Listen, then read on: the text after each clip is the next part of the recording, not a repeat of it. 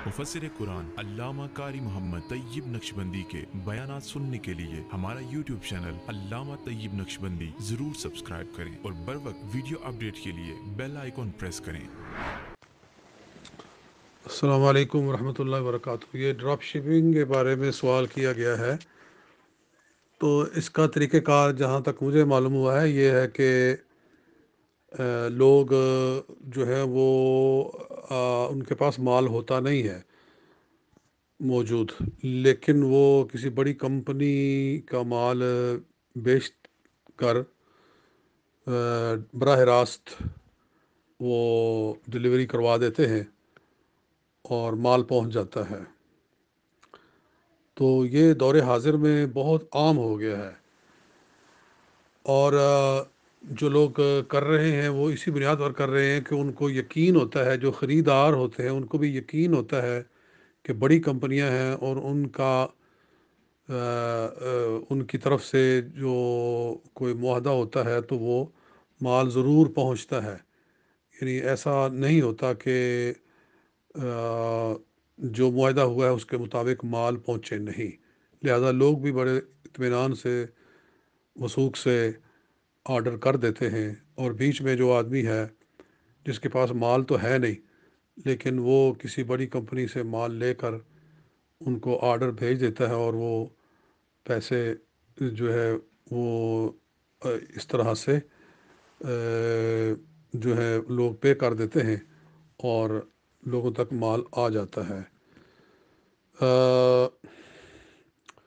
बुनियादी तौर पर तो देखा जाए तो हमारी कुतुब फ़िक़्ह में है कि जो चीज़ किसी की मिल्क में ना आई हो उसको वो बेच नहीं सकता। मगर आज चूँकि ये एक तरीक़ाकार चल पड़ा है और मुसलसल हो रहा है और कम ही देखा गया है कि इसमें लोगों से धोखा हुआ हो, तो इसलिए उलमा कई इसके जवाज़ का फ़तवा दे रहे हैं। और इसकी एक दलील हदीस में से भी मिल जाती है, वो है बै सलम की, कि नबी अकरम अलैहिस्सलाम जब मदीना तैयबा में तशरीफ़ लाए तो आपने देखा कि लोग बै सलम करते हैं। ग़ालिबन ये सवाल पहले भी हो चुका है।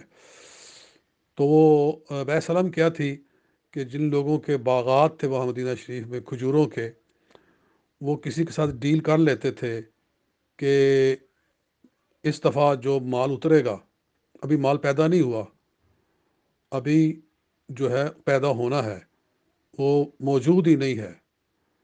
यहाँ तो माल तो मौजूद है ना, लेकिन इस बंदे के पास नहीं है। लेकिन उधर ये था कि अभी तो वो खजूरों पर वो फल है ही नहीं। अगले साल के लिए वो कर लेते थे कि अगले साल मुआहदा कर लो कि इतने मुद्द खजूर हम देंगे।